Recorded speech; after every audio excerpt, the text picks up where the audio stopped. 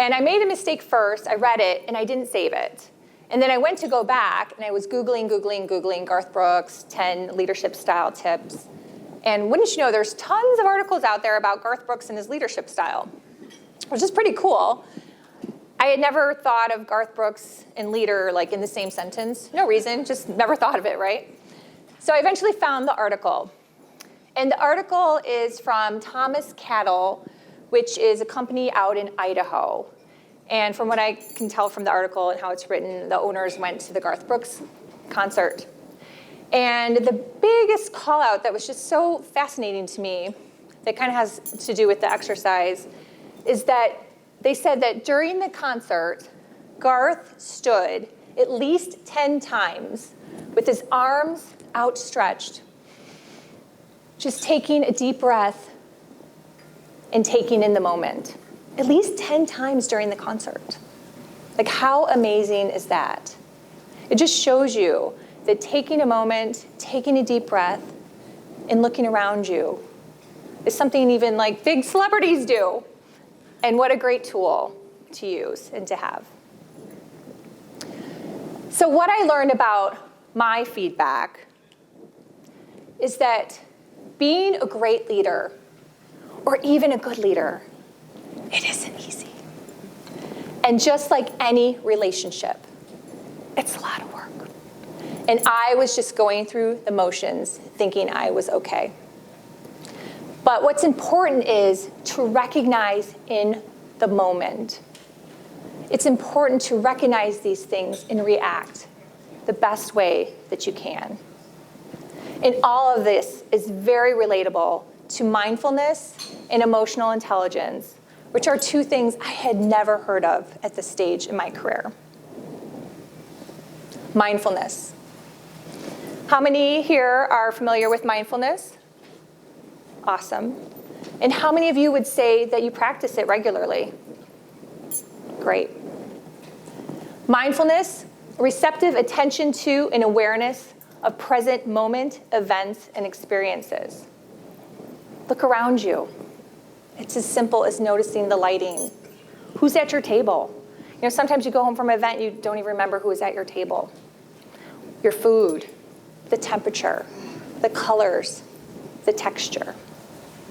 You know, and often we have to remind ourselves to be mindful. Heck, I even had it last night. I got here to Fort Myers. I was so excited to take my walk, but I got totally sucked into my Audible book. So I'm listening and walking to my Audible book, and all of a sudden, halfway through my walk, I was like, oh my gosh, I didn't even pay attention to the trees and the cute little birds that you guys have. We don't have these birds. I live in the Keys, and we don't have some of the birds you guys have. So just being mindful that there was just some different elements, some different plants, and some different birds. The sun was setting, and it was a beautiful night.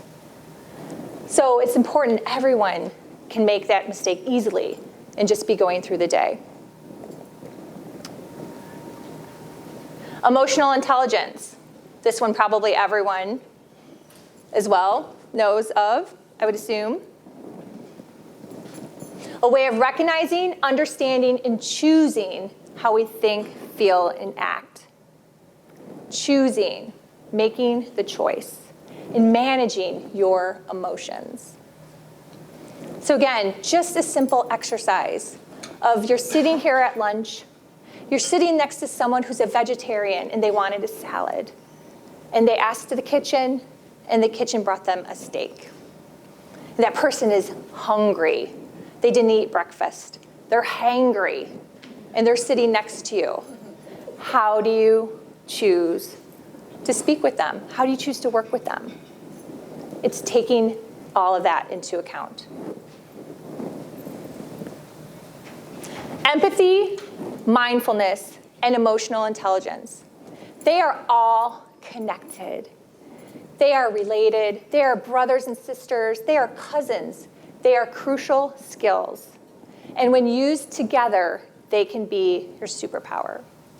And like I mentioned with empathy, is none of us were born with the genetic skills to have this perfect, or even at all.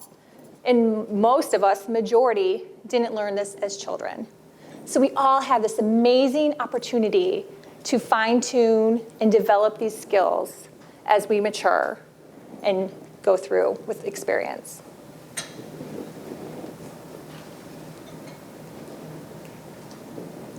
So what I want to do next, and this is just, my screen got off a little bit.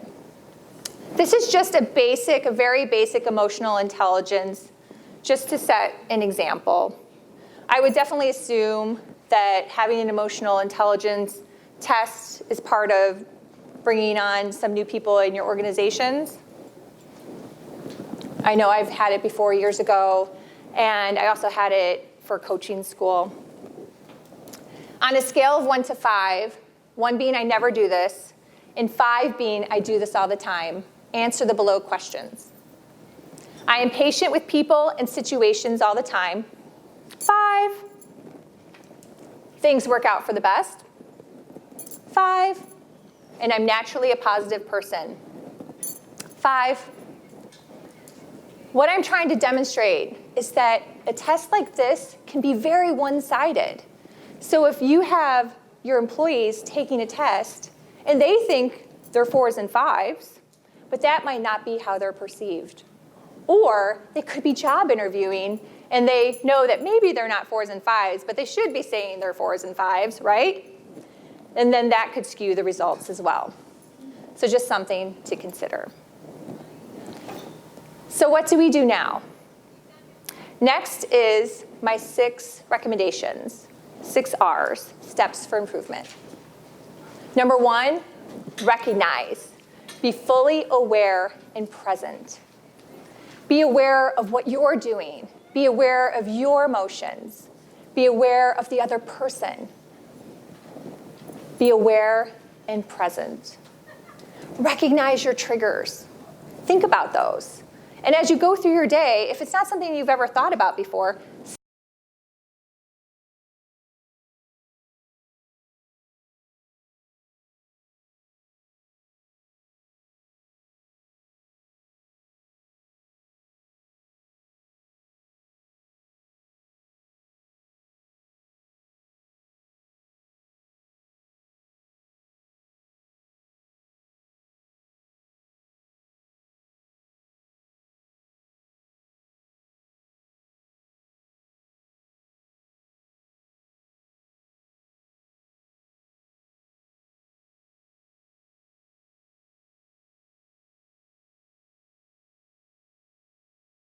start to think about it, because it's all about building habits and practices and making it part of your daily routine.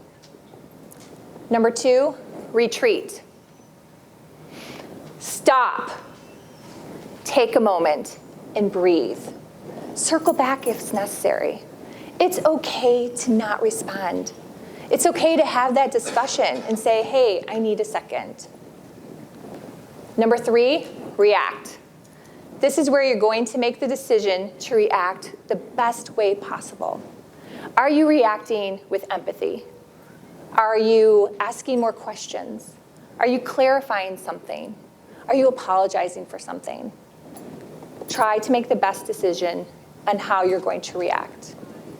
Number 4, reconfirm. Don't just think everything's okay and keep on going. Don't just try to be on autopilot. If you need to reconfirm and make sure they're all right, ask some questions. Show some empathy. Be mindful. And see if you can make sure that everything is fine. Number 5, reflect. Not often do we sit and really think about, how did that conversation go? Did it go okay? How was it? Was it good? Was it bad? And if it was good, great. That's awesome. But often, again, we keep going through our days. And number 6, repeat. Make it a habit. If you need to find a coach or a mentor or a buddy to hold yourself accountable and make it a habit, that is how you truly build awesome skills. It's repetition, practice, in making things a habit. So again, number 1, recognize, be fully aware and present. Number 2, retreat, stop, breathe, circle back if you need to. Number 3, react, making the decision to react the best way possible. Number 4, reconfirm. Don't assume that everything is good to go. Number 5, reflect. Take a moment and think about it. And number 6, repeat. Hold yourself accountable and keep practicing and make it a habit. So the next thing I'd like to do is just your self-assessment part 2. Just take a few moments.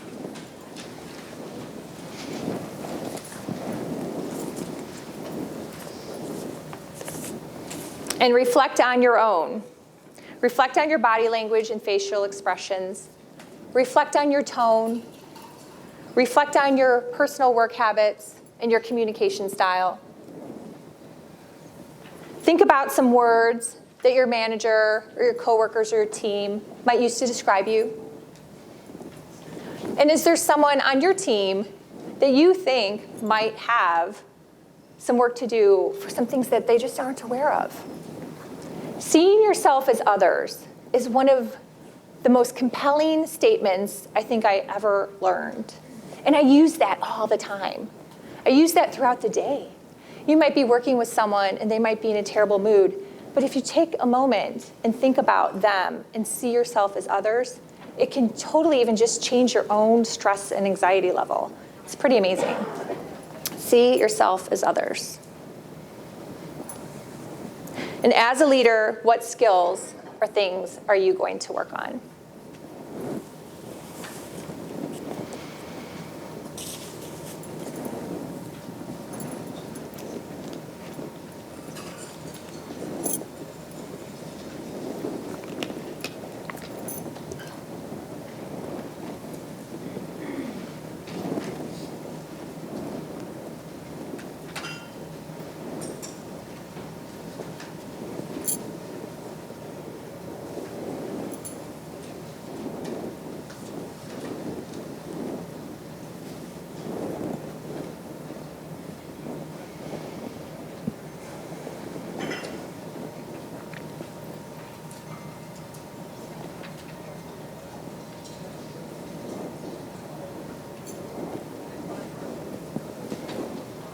Right? So the kicker of all these things is practice. Practice, practice, practice. I tell my coaching clients all the time that these things just don't happen overnight. And if you're like me, there's a lot of these things you're going to have to work on for the rest of your life. Self-improvement is impossible without self-awareness. And you need to become aware and start to merge all of these things in together and work on them as a team, as a group, remembering that they're interconnected. And my tone is hidden away in a dark closet. But if I'm not paying attention and it comes out too quickly, it's pretty ugly. Just ask my husband. So I want to leave you with this. If you have every intent to be mindful and make every interaction the best it can be, you will see high productivity, increased retention, and profitability. And you will have the best decision-making skills to engage and communicate to your team as well. And why wouldn't you want that? Thank you.